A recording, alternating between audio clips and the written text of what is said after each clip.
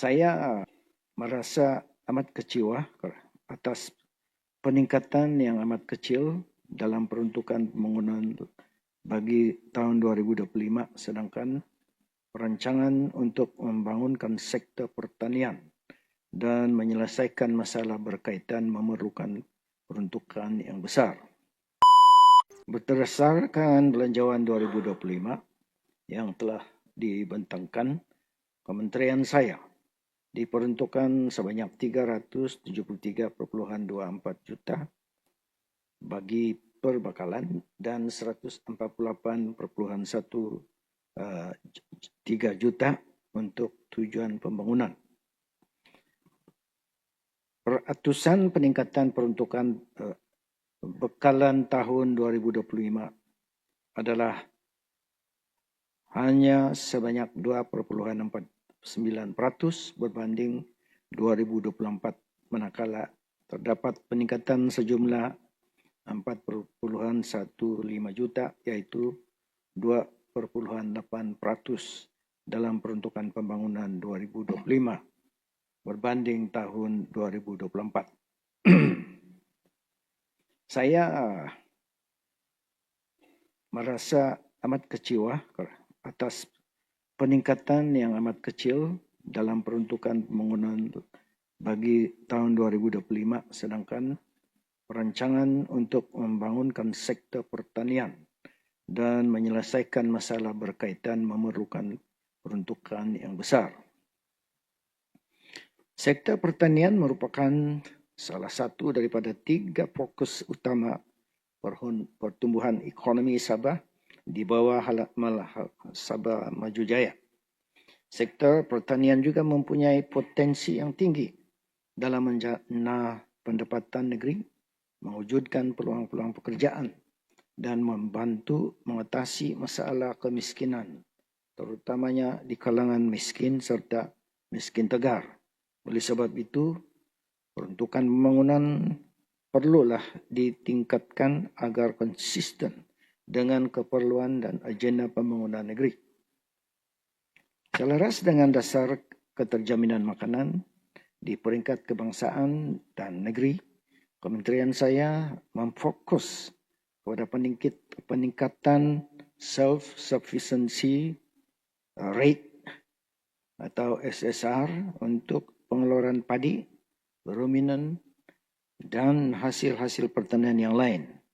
Di samping itu, Kementerian saya juga berusaha untuk mengurangkan ketergantungan masyarakat terhadap bahan asas makanan yang diimport melalui peningkatan pengeluaran hasil pertanian tempatan.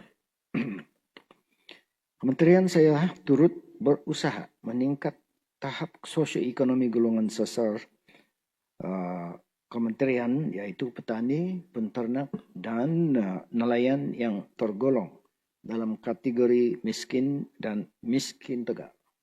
Oleh itu, pelbagai program pembangunan telah dirancang dan cuba dilaksanakan oleh jabatan dan agensi di bawah kementerian saya, namun terbantut akibat kekangan keuangan.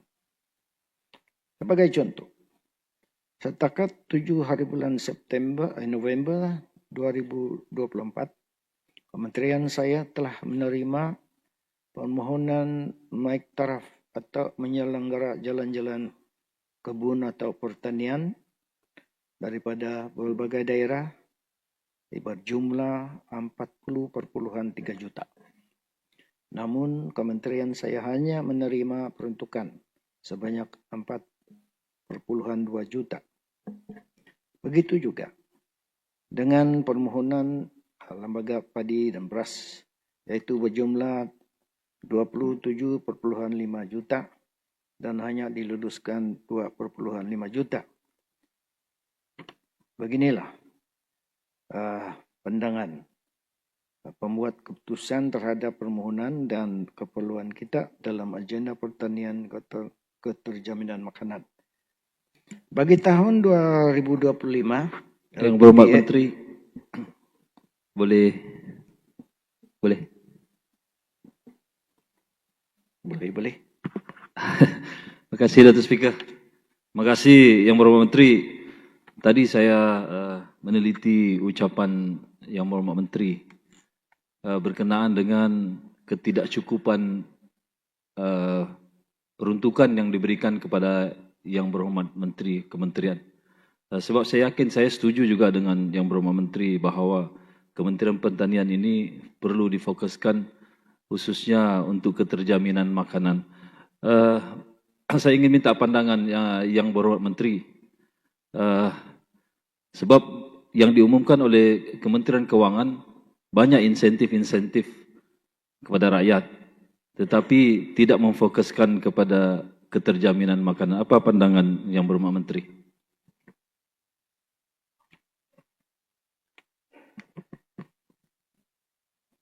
Terima kasih Yang Berhormat daripada itu. Merutai. Ya, Merutai. Dan ya, biarlah itu sebagai sebahagian daripada ucapan saya.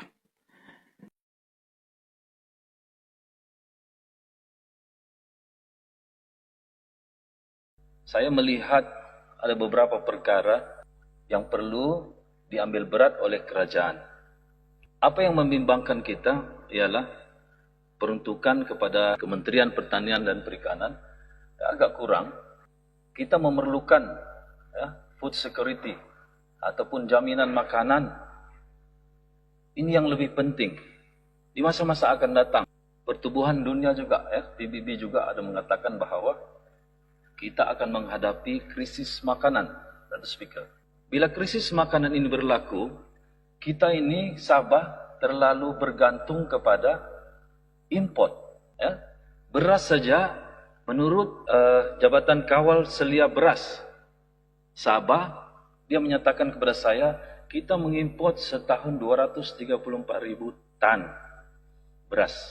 Dan menurut daripada kenyataan Menteri Mafi baru-baru ini, Sabah hanya mengeluarkan 24% daripada beras di negeri Sabah. Bayangkan Datuk Speaker, sekiranya berlaku masalah yang tidak diingini sekarang ini, pandemik COVID-19 baru-baru ini, krisis Rusia, Ukraine, peperangan, dan akan datang, Datuk Speaker, dijangkakan masalah perubahan iklim. Bayangkanlah jika berlaku kemarau yang berpanjangan di Vietnam, di Thailand, ataupun mana-mana pengeluar, ataupun sumber import kita. Apa yang kita mau bagi makanan kepada rakyat? Kita sepatutnya memfokuskan kepada arah ini. Contoh ayam lagi, Datuk Speaker. Ayam. Kenapa ayam selalu berkurangan? Ataupun telur ayam selalu berkurangan. Kita back to basic. Apa masalah? Sekarang ini penternak timbul masalah mereka untuk mendapatkan bakalan makanan ternakan. Sebagai contoh, jagung ataupun soya. Bila jagung naik harga disebabkan oleh US naik, ringgit jatuh, sekarang ini harga setan jagung 2.500 setan, kalau tidak silap saya, pada hari ini. Sebelum ini 1.200, Speaker. Jadi saya ingin mencadangkan pada kerajaan, perkara ini harus diteliti. Saya paham banyak masalah yang berlaku kepada kita, khususnya dari dulu sampai sekarang yang kita bincangkan infrastruktur, pembangunan, dan sebagainya. Tetapi hal ini akan menjadi masalah lagi akan datang bila rakyat kita lapar, barang makan mahal, ada duit pun tidak boleh beli, orang-orang kaya pun ada duit pun tidak boleh beli sebab tidak ada bekalan makanan. Apalagi rakyat yang di bawah B40. Kita sebagai kerajaan harus memfokuskan kepada benda yang lebih penting lagi.